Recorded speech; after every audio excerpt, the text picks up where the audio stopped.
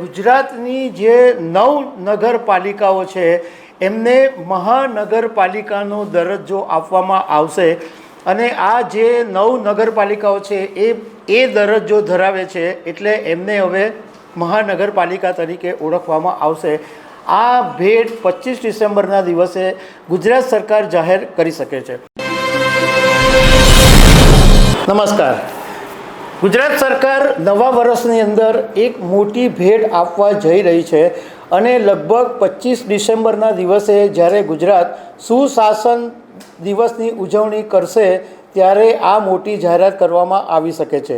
તો આ મોટી જાહેરાત એ છે કે ગુજરાતની જે 9 નગરપાલિકાઓ છે એમને મહાનગરપાલિકાનો દરજ્જો આપવામાં આવશે અને આ જે 9 નગરપાલિકાઓ છે એ દરજ્જો ધરાવે છે એટલે એમને હવે મહાનગરપાલિકા તરીકે ઓળખવામાં આવશે। આ ભેટ 25 ડિસેમ્બરના દિવસે ગુજરાત સરકાર જાહેર કરી શકે છે। તો આના વિશે તમારી સાથે વાત કરીશ। મારું નામ રાજેશ શાહ છે અને તમે જોઈ રહ્યા છો ગુજરાતના સૌથી મોટા ડિજિટલ ન્યૂઝ પ્લેટફોર્મ ખબર છે.com। રાજ્ય સરકારે હમણાં જ્યારે બજેટ 2024-25ની જાહેરાત કરેલી ત્યારે તે વખતે એવું કીધેલું હતું કે 9 નગરપાલિકાઓ છે એને મહાનગરપાલિકાનો દરજ્જો આપી દેવામાં આવશે। હવે ગુજરાતની કઈ જે નગરપાલિકાઓ છે જે હવેથી મહાનગરપાલિકા બનવાની છે એમાં એક છે નવસારી, બીજી વાપી, ત્રીજી મહેસાણા, ચોથી નડિયાદ, પાંચમી સુરેન્દ્રનગર, છઠ્ઠી ગાંધીધામ, સાતમી મોરબી, આઠમી પોરબંદર અને 9મી આણંદ। આ જે 9 અત્યારે નગરપાલિકાઓ છે એ મહાનગરપાલિકા બની જશે। જેવી રીતના સુરત મહાનગરપાલિકા છે, રાજકોટ મહાનગરપાલિકા છે, અમદાવાદ નગરપાલિકા છે, એવી રીતના આ બધી નગરપાલિકાઓ હવે નવા વર્ષથી મહાનગરપાલિકા તરીકે ઓળખાશે।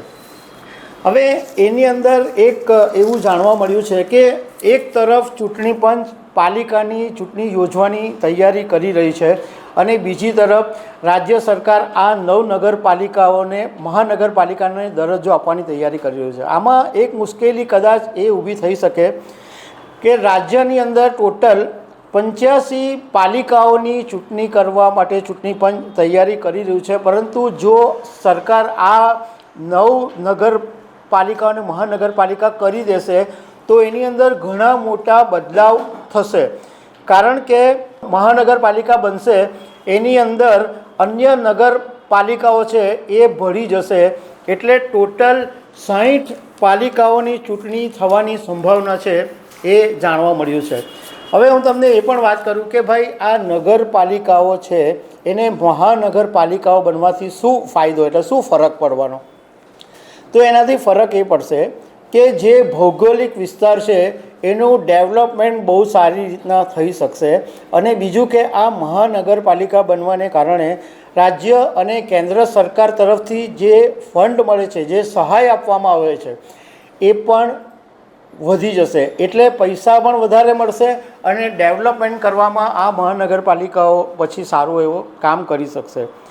હવે આ જે 9 નગરપાલિકાઓ છે એની વસ્તીની વાત કરીએ તો નવસારીની વસ્તી અત્યારે 4,45,439 છે, વાપી 4,68,840 છે, મહેસાણાની વસ્તી 3,20,500 છે, નડિયાદની વસ્તી 3,25,000, સુરેન્દ્રનગરની વસ્તી 4,60,000, ગાંધીધામની વસ્તી 4,30,000, મોરબી 3,51,000, પોરબંદરમાં 2,89,174, આણંદમાં 2,41,000।